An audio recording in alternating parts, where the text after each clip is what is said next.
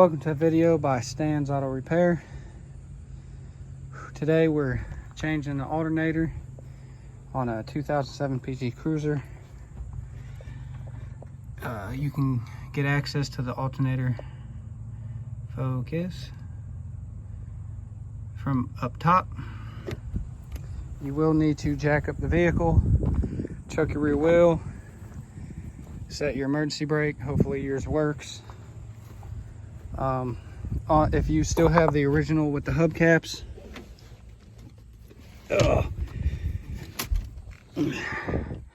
as you can see, you have two open holes. Remove 3 of the main hubcap lug nuts, and then you can take your hubcap off, and you'll still have 2 on there holding the rim up. Then you can remove those 2, get up, jack her up. You will need to get access from the bottom because you need to get to this bolt here on the bottom. This should be held on, yes, by a self-tightening nut. I'm not for sure what size that is yet, but I will find out. But if you can, but first and most surely, disconnect your negative terminal. I have the somewhat quick disconnect with the wing nut setup. Disconnect.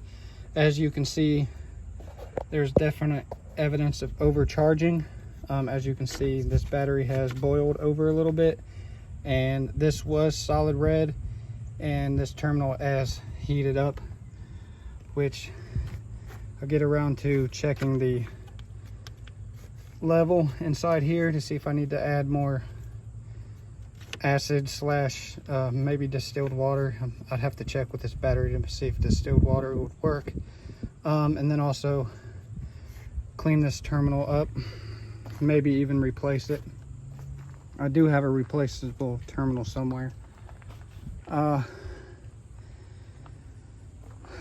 Okay, so first thing you're going to want to do is, this is going to be the tricky part, is get your belt. Oh, yeah, there it is. Get your belt clamped on to your power steering. So by looking at it right now, I should be able to get a clamp down in there. I don't even know if y'all can see what I'm seeing. Let's see.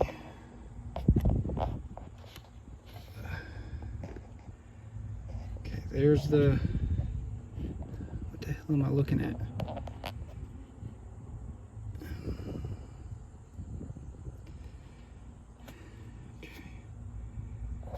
Yeah, I'm trying to, wait, maybe if I get a different angle. Let's try it this way. Damn camera, focus. All right, there you go. Right there. I'm gonna I think I got a small enough clamp to hook inside that hole and then onto the belt. If you do that, because getting that belt back on is a pain in the ass, literally by yourself, and I don't have anybody with me, so I'm gonna have to try to do this, you know, by myself. But that's what I got to do, and once I get that done, I'll let you know what size bolt. But I believe the bolt back here, focus, which is, where's it at? Right here. All you got to do is take that nut off, and then once you loosen that down there, you can move this to where you can get that. You don't really got to do anything else. I'll let you know as I get through this. because I'm trying to make this as simple and as easy as possible, because my buddy did one on his PT Cruiser, and I'll just tell you, it took him all day. And as you can see, this is a Mitsubishi part. There's the Mitsubishi symbol, and I'll get a better look at once I get it out, but I believe this is original to this 07 PT Cruiser. But I'm getting tired of constantly have to turn the car off, turn the car back on just to get the regulator to start functioning again after it goes out. And I have one of these fancy things right here. God, it just doesn't want to focus on anything. Autofocus. Yes, thank you. But yeah, I bought this I believe at AutoZone years and years ago. Oh, here's the item number, 66842, Chicago Electric Power Tools. Might have got this at Harbor Freight, more than likely, thinking of, you know, Chicago. And yes, when you jack up your PT Cruiser, your back wheel is probably going to come up too. That's because it's such a short frame. Before you yell at me about just holding it up with this jack, I have held up multiple vehicles with just this jack here, and I've never ever had an issue with it. Now, the jack stands I have currently are holding up the neon, because I'm getting ready to put the transmission in. I just got to get a transmission bolt. Anyways, I'm gonna get to it, and I'll let you know as I get there. Okay, everybody. Scratch the part where I say you need to hold your belt down for your power steering. It just dawned on me when I got down here looking. It's been quite a while since I've personally changed anything. But if you look at the belt system here, you have your main belt, which runs to your AC compressor. My brain is stuck. Oh yeah, your harmonic balancer, your tensional pulley, and your power steering. That's what this belt runs. This belt back here only runs your alternator. This bolt is a 15 millimeter, and if you can see right here, there's this little tab. As you're loosening this up, you can stick your hand back here and hold this in place so it don't keep moving on you. And that way when it comes off, you can grab it so it doesn't fall. But you do not need to do anything with this belt. Don't be like my buddy did and take this belt off. There's no point in it unless you're changing your belts. I'm not changing my belts. Yes, they're a little cracked. I'll get to that later on. But first thing foremost, I need to do this alternator. Because when I go to do this belt, these belts, I want to have someone in here to help me.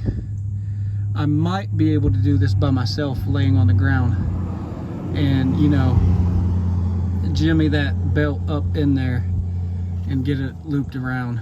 That's going to be the most difficult part, is getting it on the power steering pump, but that's for a later day. But anyways,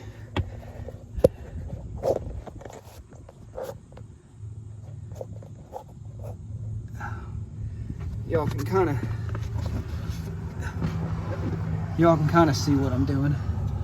But yeah, I got my hand back here and I got my extension. Yeah, let's get that. There.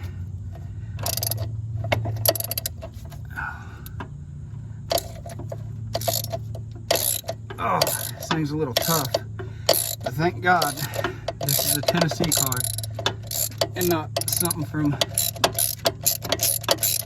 up north in the salt belt. Oh. Yeah, and my buddy also removed this. I mean, he removed so much just to change his alternator. You really don't got to do that. You're just making a lot more work for yourself. All right. Here's the bolt I was talking about. This helps you loosen and tighten the that bolt down. Now we just got to get this bolt out. Can't really get in there and, you know, whack it out.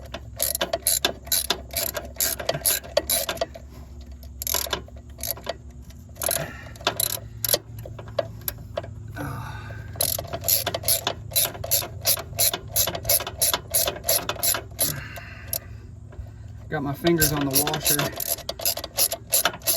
As I turn this, I'm pulling on the bolt.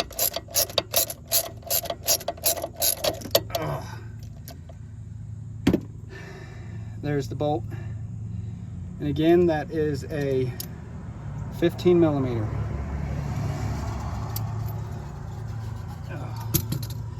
And just so you don't lose your bolt. And as you can look on there, on the threads, there's no Loctite, because typically there's evidence of Loctite. You don't need that for this. So there's that. And I just put it there.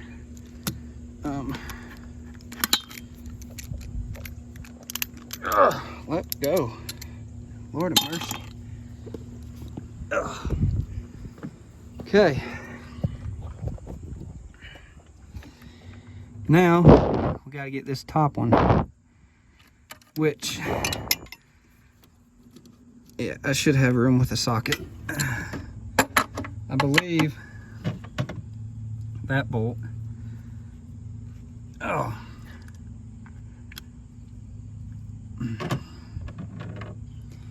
is the famous 10 millimeter. Great, that I just dropped. Where'd it go?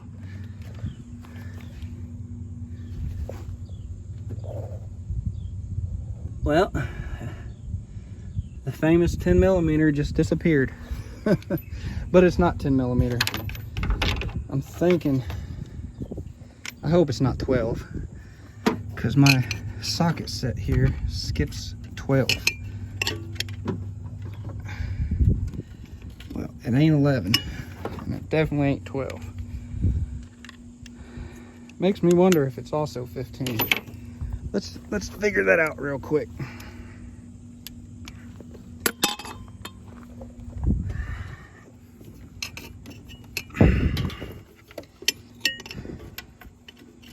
Yep, it's also 15. So I'm gonna work on this nut, and hopefully I find that 10 millimeter. Hopefully it didn't go like in the pulley system. That would really suck. Maybe I'll find it once the alternator's out the way. Okay, my socket ratchet would not fit. There's not enough room, so I had to get a crescent wrench. What you do, get a crescent wrench on there, get you another one of these, and then you break it loose that way.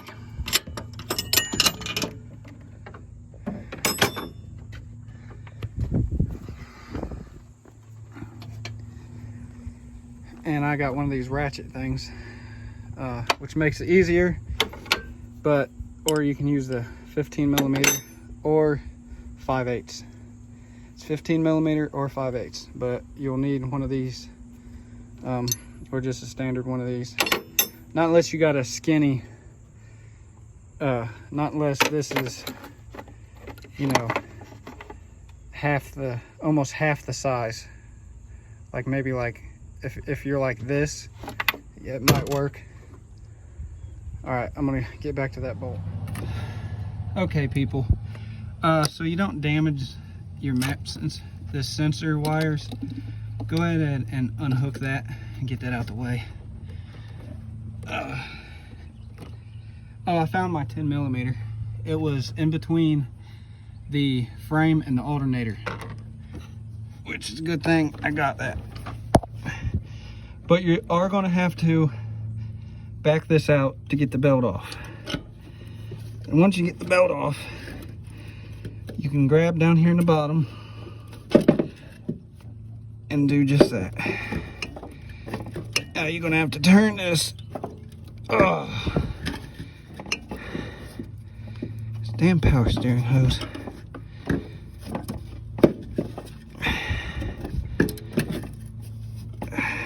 Okay. What I'm trying to do, 2 hands would be a lot easier.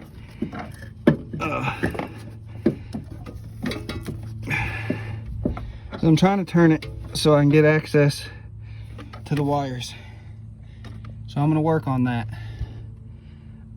Why? with both my hands. Let me move these tools out the way. There we go. Okay. The best way for me, because my darn hands, is twisting it upside down right here where I can get access of it. You got this little red clip, pull that up, then you got to pinch down on this right here, pull that out, and if I remember right, I needed an extension. I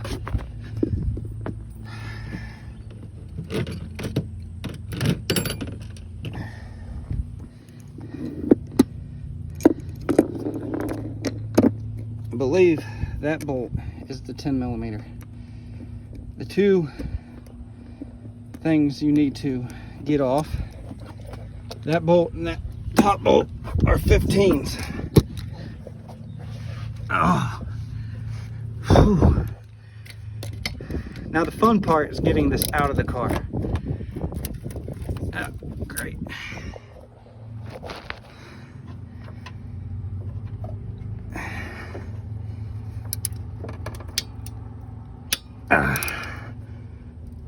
Oh, that's righty-tighty.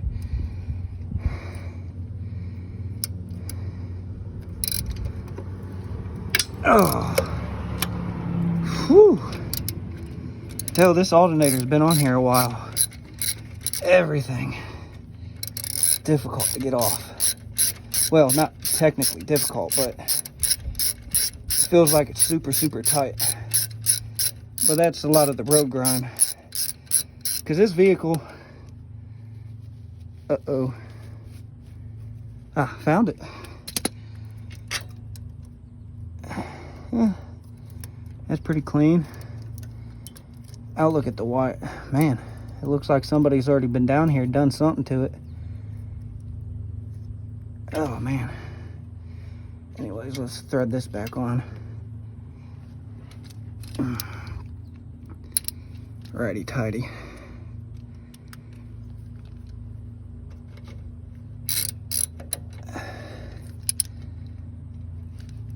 Yeah. Oh. Because we won't need this, because the new alternator should have one. Now, you're supposed to be able to pull this alternator out from the top, because there's no way in the world you're going to get it through there. No way. But see, that's the only belt you got to loosen, is the alternator belt. That's it. You can leave it laid just right there. Just like that. But you do have to back off this tensioner bolt right here about that much. Now I'm going to work on moving this darn.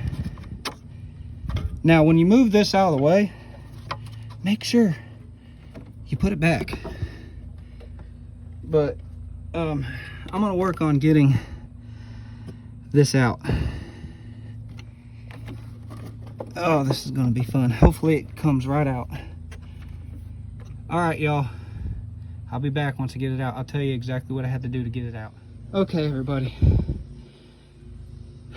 This was a pain in the ass to get out. Literally.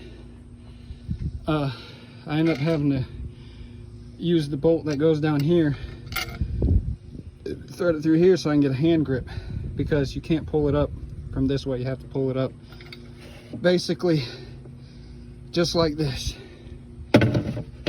I did have to remove the upper heat shield because these ribs kept catching on it, and I'm surprised those bolts came out. Normally they snap.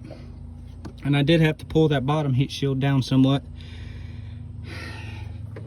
but I'm gonna have to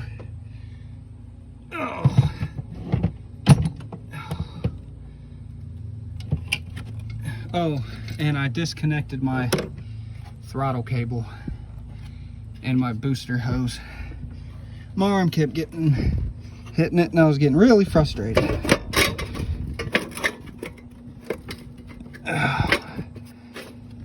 But I need to get this. See, and what doesn't help is this is loose.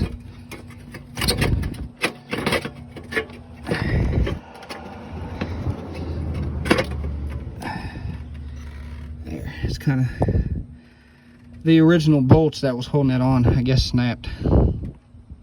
But now to get the new alternator in, and I'm going to use this bolt to lower it in, because I'm wore out. I am wore out. Now time to get that bad boy in and get her bolted up. But I'm gonna do something before I send her down. I'm gonna go ahead and take this nut off, because then all I have to do is put it on. Okay. But make sure, look at your replacement alternator. Kind of bring them side by side. Compare. Yeah. Okay. Well, that's different. I'm gonna have to switch this around, because this is how it's supposed to be.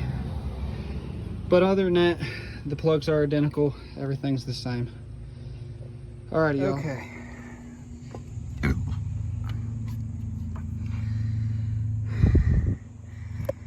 Get your belt on. Then tighten this down.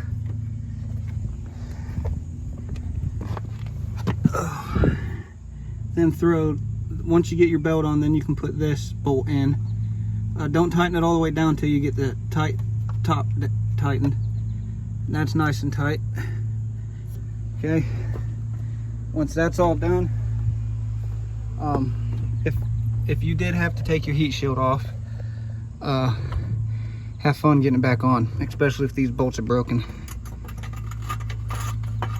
Because I was in the middle of putting that bolt on, and then I got stung. The bee's somewhere, but it's dead. I think it was a honeybee anyways, because it started dying after it stung. But I'm allergic to bees, and I don't have any EpiPens, so I pray that doesn't get any worse. But it's doing the same thing a typical bee sting would do. I think I've got the stinger out, at least I hope so.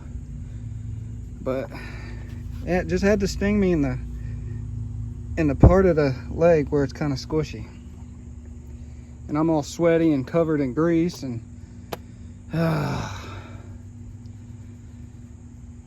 anyways,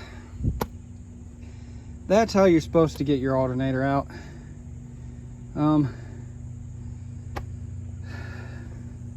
I'm gonna get my car back together and get this done. Get me a shower, whatnot. Call it a day. I'm done. Getting stung definitely puts a damper in it. But if it's broke, fix it. Thank you all for watching. Please subscribe, like, and comment. And have a great day. Alright, new alternator's in. Making sure she does what she's supposed to.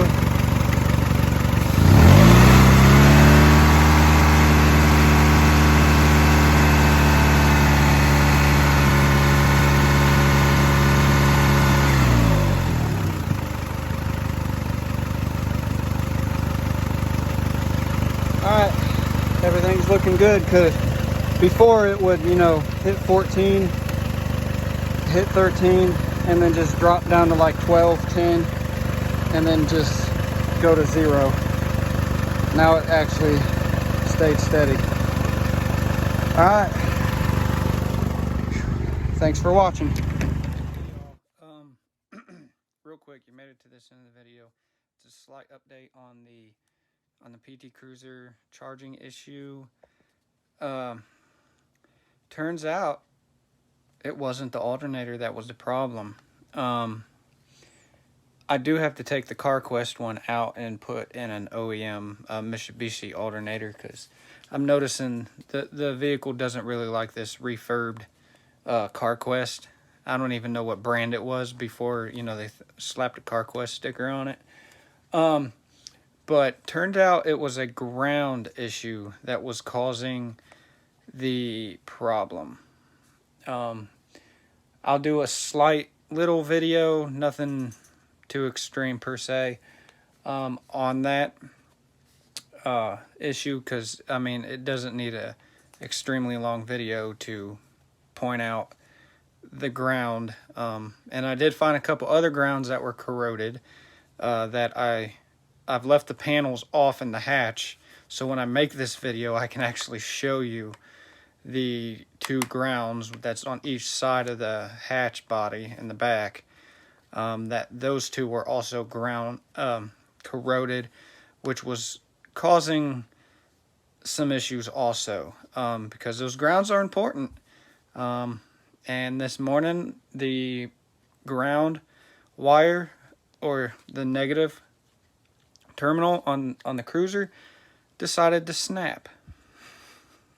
So the car started going crazy, lights started flashing, and then it just went dead. I thought the ECU, computer, TCM, whatever you want to call it, I thought that thing just decided to go, alright, I'm done, because that's how it was acting. But anyways, that will be part of the video when it comes to the ground, because it was a ground issue that caused that issue. And my first PT Cruiser I've owned, my second PT Cruiser I owned, never really experienced that. I get this 07. Whew, boy, talk about electrical problems. Little gremlins, but they've all been ground problems, so that's good. That's good. I have a little bit more